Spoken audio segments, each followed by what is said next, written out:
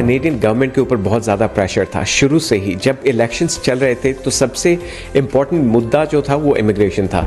हर कोई यही चाहता था कि इमिग्रेंट्स जो हैं बहुत ज़्यादा हो चुके हैं कंट्री में, तो इसको किसी तरीके से कंट्रोल किया जाए। एंड आई थिंक कि ये गवर्नमेंट जो है लगभग ऑपोजिशन पार्टी के पास जाने वाली थी, बिकॉज कि जो जस्टिन ट्रूडो थे वो इमिग्रेशन को कंट्रोल नहीं कर पा रहे थे। तो जैसे इन लोगों ने प्रॉमिसेस की कि हम इमिग्रेशन को कंट्रोल में रखेंगे, और इन्होंने इमीडिएटली विथ इमीडिएट इफेक्ट इन्होंने पॉलिसीज में चेंजेस लाए, तो इमीडिएटली इनकी गवर्नमेंट को फेवर करने लगे सारे लोग। सो अब इनके ऊपर प्रेशर है कि इनको ये बना के रखना है, जो भी इन्होंने प्रॉमिसेस की हैं उनको मीट करना पड़ेगा, और इनको पॉलिसीज जो है टाइट ही रखनी पड़ेंगी। तो टाइट रखने में अब क्या करना होगा इनको ये करना है कि टेम्परेरी रेजिडेंट्स जो हैं उनको उनका नंबर कम करेंगे। अब ये कह रहे हैं कि हम लोग टेम्परेरी रेजिडेंट्स का नंबर सिर्फ 5% ही रखेंगे पूरी कनेडियन पॉपुलेशन का।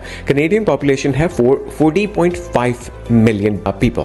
सो अब क्या है कि उसका 5% हो गया, यानी कि 20.25 lakh, right, which is still a high number. अगर देखा जाए तो 20 लाख लोगों को फिर भी टेम्परेरी रेजिडेंट्स के तौर पर उनको अलाउ किया जाएगा। नाउ टेम्परेरी रेजिडेंट्स पे मैं आपको बता दूं कि कौन कौन आ जाता है। टेम्परेरी रेजिडेंट्स में सुपर वीज़ा पर लोग आ सकते हैं, विजिटर वीज़ा आ गया इसके अंदर वर्क परमिट आ गया, स्टडी परमिट आ गया, विजिटर रिकॉर्ड आ गया, और कोई भी तरीका जो कि पीआर नहीं है, राइट, कोई भी एप्लीकेशन जो पीआर एप्लीकेशन नहीं है वो टेम्परेरी रेजिडेंट एप्लीकेशन में आ जाती है मोस्टली। सो इसीलिए आपने देखा होगा कि ज़्यादातर लोग जो हैं वो टेम्परेरी स्टेटस पर होते हैं, पीआर बहुत कम हो पाते हैं। सो टेम्परेरी रेजिडेंट्स का टारगेट है इनका 20 लाख का, जो कि पहले बहुत ज़्यादा हुआ करता था। So what does that mean? That means कि स्टडी परमिट, सबको पता ही होगा कि स्टडी परमिट ऑलरेडी बहुत कम अप्रूव हो रहे हैं। तो स्टडी परमिट भी कम अप्रूव होंगे, वर्क परमिट भी कम अप्रूव होंगे, और विजिटर वीज़ा भी कम अप्रूव होंगे एज़ कम्पेयर टू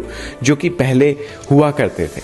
ये नहीं है कि अप्रूवल बिल्कुल ही बंद हो गए हैं, स्टडी परमिट भी अप्रूव होना बंद हो चुके हैं। ये अफवाहें हैं, बट अगर इसको कंपेयर किया जाए तो हम लोग आई थिंक 2020 या 2021 के आसपास का डेटा कंपेयर करें तो ऑलमोस्ट वही नंबर्स हैं जो पहले हुआ करते थे। बस ये है कि बीच में बहुत ज़्यादा अप्रूवल्स आ गए थे, तो इसलिए लोगों को लगा कि हाँ शायद यही नॉर्म है, right, but that was not the norm all the time.